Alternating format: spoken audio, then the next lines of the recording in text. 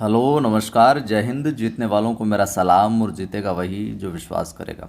आज की इस क्लास के अंदर हम 14 और 15 जून दोनों दिन के जो इम्पोर्टेंट करंट अफेयर्स के सवाल हैं उनको डिस्कस करने वाले हैं। अगर ये सेशन आपको अच्छा लगे तो ज़रूर वीडियो को लाइक करें, आप सभी दोस्तों तक साझा करें। और पहली बार जो मित्र सुन रहा है देख रहा है चैनल को सब्सक्राइब कर बेल आइकन क्लिक कर लेना। परीक्षा में सवाल आपसे पूछा जा सकता है और वेरी इंपॉर्टेंट सवाल बनता है ये। अजीत डोभाल जो है वो किस पद पर सबसे लंबे समय तक सेवा देने वाले व्यक्ति हैं या बने हैं? तो राष्ट्रीय सुरक्षा सलाहकार की पोस्ट के ऊपर सबसे लंबे टाइम तक है जो इन्होंने सेवा दी है। ये आप डोभाल साहब को देख रहे हैं, बिल्कुल हीरो की एंट्री की तरह है जो रोल में है। व्याख्या में देख लीजिए। भारत सरकार के एक आदेश के अनुसार अजीत डोभाल को तीसरे कार्यकाल के लिए राष्ट्रीय सुरक्षा सलाहकार के रूप में नियुक्त किया है। कैबिनेट की नियुक्ति समिति ने 10 जून से डोभाल की नियुक्ति को है जो मंजूरी दे दी है। वहीं डोभाल जो है सबसे लंबे समय तक सेवा देने वाले एनएसए हैं। डोभाल को पहली बार 2014 में इस पद पर है जो नियुक्त किया गया था। उनका दूसरा कार्यकाल 2019 में शुरू हुआ था जो 5 जून को जो समाप्त हुआ था, और तीसरे के लिए उनको स्वीकृति जो मिल गई है, नियुक्ति मिल गई है।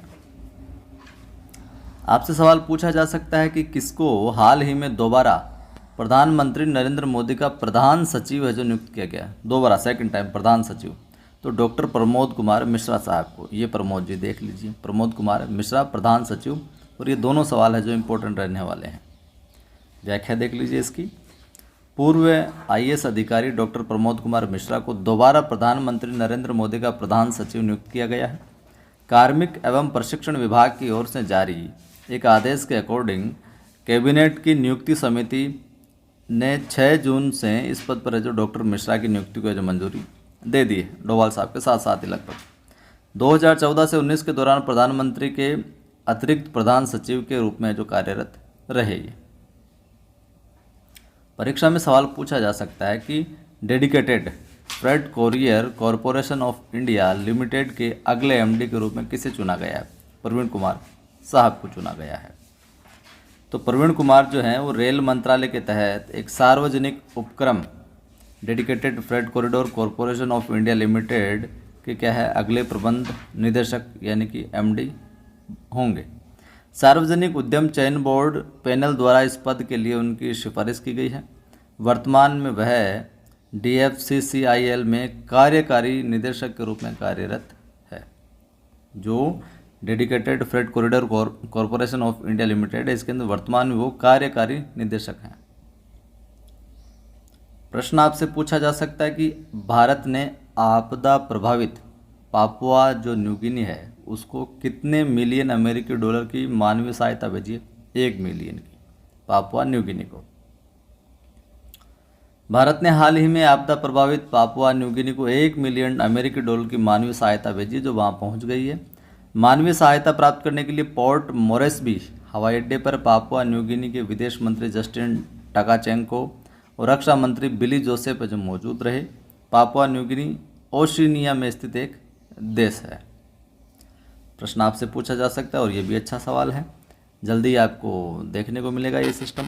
इंदिरा गांधी राष्ट्रीय कला केंद्र ने किसके साथ भारतीय कला और संस्कृति को बढ़ावा देने के लिए समझौता किया? तो इंदिरा गांधी राष्ट्रीय कला केंद्र ने भैया संसद टीवी के साथ में समझौता किया है।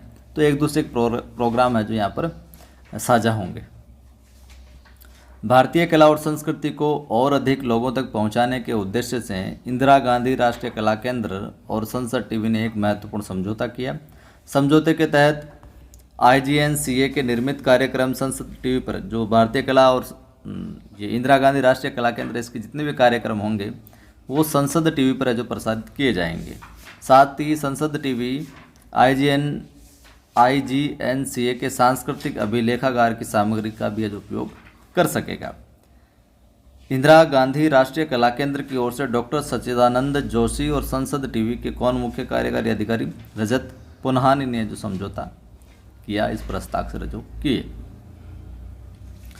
प्रतिवर्ष विश्व रक्तदाता दिवस कब मनाया जाता है? 14 जून को। हर साल विश्व रक्तदाता दिवस 14 जून को मनाया जाता है। इसका उद्देश्य क्या भैया? सुरक्षित रक्त और रक्त उत्पादों की आवश्यकता के बारे में लोगों को जागरूक करना। इस बार विश्व रक्तदाता दिवस की 20वीं वर्षगांठ है, यानी 20वीं बार है जो मनाया गया। इस वर्ष का आपको थीम है जो स्लोगन जो है वो ध्यान में रखना है, 20 साल पूरे होने पर जश्न मनाना, रक्तदाताओं का धन्यवाद, ये स्लोगन दिया गया। राजस्थान के संदर्भ में हम सवाल देखें तो राजस्थान विधानसभा को डिजिटल बनाने के लिए कौन सा ऐप लॉन्च किया गया, तो भैया नेवा ऐप, NEVA नेवा ऐप लॉन्च किया गया, जो कि राजस्थान विधानसभा को डिजिटल बना देगा। अब डिजिटल कैसे बना देगा भैया, तो डिजिटल माने कि नेशनल ई विधान एप्लीकेशन जो ये है, इसके द्वारा विधानसभा की जो कार्यवाही है उसको लाइव देखा है जो जा सका था। और स्टेट और सेंटर के बीच MOU है जो हुआ है इसके लिए। सवाल आपसे पूछा जा सकता है, राजस्थान फॉरेस्ट डिपार्टमेंट का नया मुखिया किसको बनाया गया है, तो अरिजीत बैनर्जी साहब को फॉरेस्ट डिपार्टमेंट का राजस्थान के अंदर है जो मुखिया बनाया गया, हेड बनाया गया। राजस्थान फॉरेस्ट का प्रधान मुख्य वन रक्षक कौन, अरिजीत बैनर्जी को बनाया गया। इन्होंने मनीष गर्ग के सेवानिवृत्त होने के बाद 1 जून 2024 को जो पद है जो ग्रहण किया था।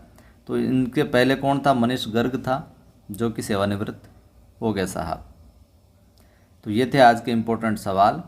अगर वीडियो अच्छा लगा तो ज़रूर आप लाइक कीजिए, लाइक कम ही करते हैं आप देखने वाले, देखते ज़्यादा है।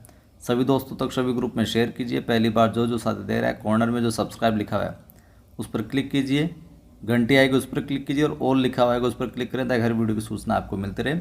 डिस्क्रिप्शन में अपने टेलीग्राम चैनल के लिंक दे रखे हैं, कवि आदि गणेश हिंदी और नवसृजन क्लासेज नाम से अपने 2 टेलीग्राम चैनल है, उनको भी आप ज्वाइन कीजिए। PDF वगैरह सूचना वगैरह आपको वहाँ पर मिलती रहती है। जय हिंद, फिर मिलता हूँ।